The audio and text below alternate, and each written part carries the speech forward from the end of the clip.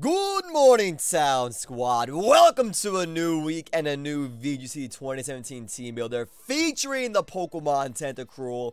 And I'm excited to use this team, guys. I think it's going to be pretty solid, pretty fun.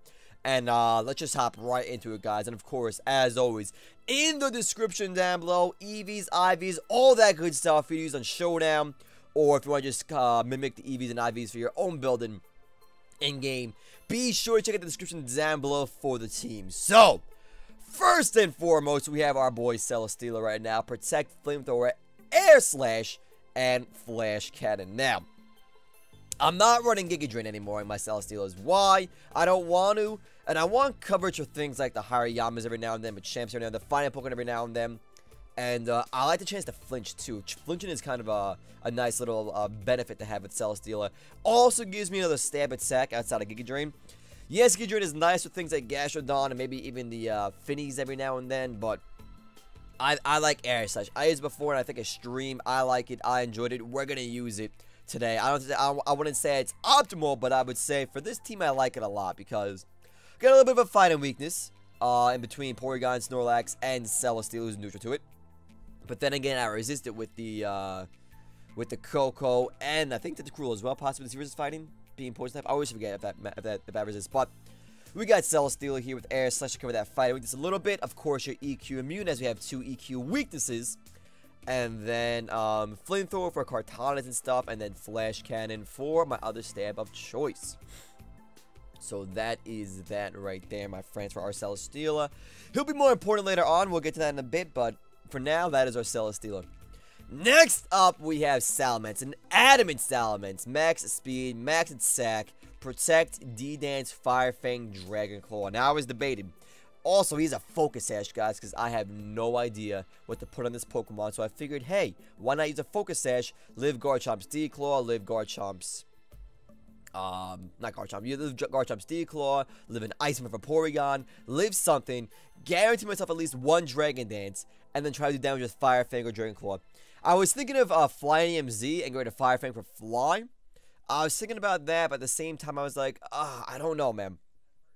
I'm not sure if I like having Fly as my attack, because it's so easy to get around that, and once you use a Z move, that's it. Or you have his Dragon Claw, so I'd rather have at least Fire Fang and Dragon Claw for more consistency. Yes, Skynium Z and Fly can give you a nice boost, one-hit nuke attack on things like that are weak to flying, or just big damage in general, stab damage in general. But I do like having Fire Fang for Celesteelas and Kartanas. Then maybe want to switch into a +1 Dragon Claw or something like that. So I do cover that Steel option with the Fire Fang, as opposed to Skynium Z, which couldn't cover that. Or Flyinium Z, I'm sorry, that couldn't cover that. And, whatever the Z move is called. You can't cover, they basically cover different things. And I opted to go with Fire Fang because I want to hit those Celesteelas, Kartanas, and Magnezones as well, to be honest. So that is that with our Salamence right there. Nothing too crazy. He's Adamant over Jolly because at Adamant, I think your speed is like 167, because you're the base 100, right? Yeah, I think you're 167, which means Garchomp still outspeeds you, and being Adamant, you still outspeed everything you want to outspeed. So I figured I'd take the 10% boost in power over going for anything speed-wise, because at +1 speed, I already outspeed everything I want to, and then even with the Jolly Nature, the things that outspeed me still outspeed no matter what. I might as well keep that extra 10% boost. I can't think of any Pokemon that I will outspeed being Jolly as opposed to Adamant. I don't think there's anything besides maybe a Timid or a Jolly Arcanine. Pretty sure maybe Crocodile, I don't care about Crocodile that much. I don't know. If you want to go Jolly, go ahead, my friends. Otherwise, go Adamant for that 10% boost in power, which could matter a lot for that Fire Fang.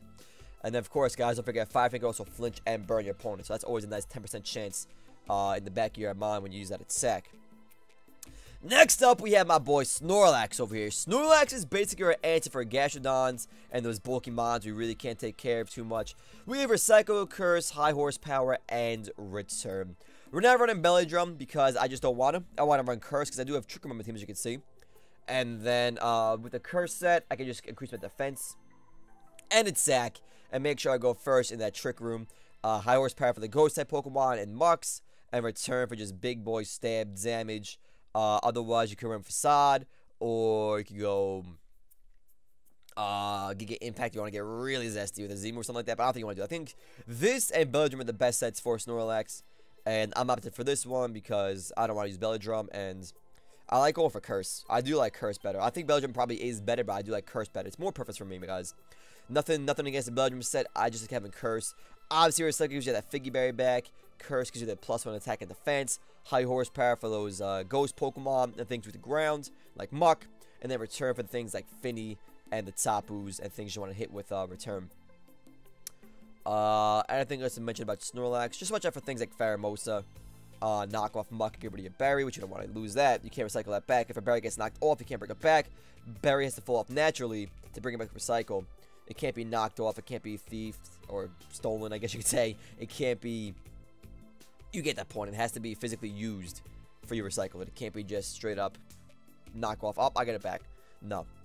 But yeah, Snorlax, guys. And of course, we have the Porygon that I like to use. Trick Room, Recover, Ice Beam, and Return. I don't like T-Bolt. I never have. I never will. T-Bolt only covers like 2 Pokemon, which is Gyarados and Celesteela. In the terrain, it's nice, though. And I guess one Pokemon as well, like Pelipper and Golduck. But you're not going to be killing those things. Pelipper, yes. Golduck, maybe the terrain's up, but I don't know. I do like Ice Beam Return. It gives me the advantage of that sack boost. When Porygon gets that sack boost, Return does over half to all the Coco, the Lele, maybe Bulu, maybe not Bulu, I don't know. But +1 Return does over half to Coco and Lele, I believe, depending on what Lele it is. Coco, yes, almost, it does like 3/4 to Coco. Ice Beam is there for Garchomp, Salamence, like you see I'm using Immense right now. Flying Pokemon, and just that Chance to Freeze is always nice, but most of our Garchomp coverage because this team isn't the best against Garchomp, isn't the worst against Garchomp, and having Ice Beam, it's pretty damn solid. I like it a lot. And then I think it's on every single freaking Porygon, so you can't go wrong there. Basically, the only thing different about this Porygon is having Return over T-Bolt or Tri-Attack. I don't like Tri-Attack at all. I'd rather have Return. It's especially good against like Snarl, Arcanine. If you don't get Intimidate, you have +1. You don't gotta worry about that freaking Snarl hurting you too much. You just return it. And the Return is really good. It's stab, there's a lot of damage, guys. Just try it out. Please, just try Return Porygon. I think it's pretty solid. And like I said, take advantage of that +1 attack quite often, which is freaking awesome. So that is Porygon 2 for you, my friends. Next up, it's Coco. Standard Coco. Timid Coco because it's shiny. Protect, Volt Switch, D-Gleam, and T-Bolt. That is it, my friends. Nothing really to say there. But if you don't like Volt Switch, you could go Taunt. You could go Sky Drop. You could go Discharge. And you could go... if you want to go Electrium Z, you can do that. But I like Life Orb. Big damage, puts in work. And that is Coco right there. Nothing crazy to say there. So let's just get to the man of the hour. We got Tentacruel on deck right now. Modest Nature. Clear Body Poisonium Z. Just like Mence. I cannot think of anything that you don't already outspeed with Modest that you would with Jolly. Other than maybe, like I said, a max speed Arcanine. There's, like those base 95 speed Pokemon that would be fully invested. Like, I don't think you're going to see too many Leles fully invested in speed. If you do, obviously, that's a problem. Where I'd love to be Timid over Modest. But I'm going to go for Modest right now. Lele might be the only option that's kind of scary. But if I see Lele in my opponent's team, I'm obviously going to have a Celesteela out against it. Or even Porygon2 and Snorlax. So I think I could get away with being Modest over Timid right now. And if Trick Room is up and it's max speed, I will outspeed it. But this team isn't really exactly Trick Room. You can tell it's meant to function in and out of Trick Room. Both have both options on the squad, obviously. But the thing about this Tentacruel is that we're not rocking Ice Beam for the Garchomps and things like that. You don't outspeed Garchomp. You're not going to run at full speed Tentacruel in Trick Room. So I feel there's no point of Ice Beam on him. So what do I have here? I have Sludge Wave over any other attack that could go there. I was thinking of Z Reflect type, guys, because Z Reflect type makes you the same type as your opponent and then gives you +1 special attack, which is pretty damn solid. But I opted not to. I just, you know what, let's go Sludge Wave because Sludge Wave is spread. It hits everything. It's like Earthquake. It's like the Poison Earthquake, my friends. So why is Celesteela important? You're immune to poison. Porygon 2 is pretty resistant against poison. Same with Lax. So if I want, I can switch in one of those 2 Pokemon or one of those 3 Pokemon, eat up a Sludge Wave, and hit my opponent's double Tapus, or just get some double spread damage to my opponent, so on and so forth. Because like I said, Sludge Wave hits everything on the field, including your own Pokemon. That's why Celesteela is very important to be immune to that poison damage. Snorlax can eat it up all day, and so can Porygon2.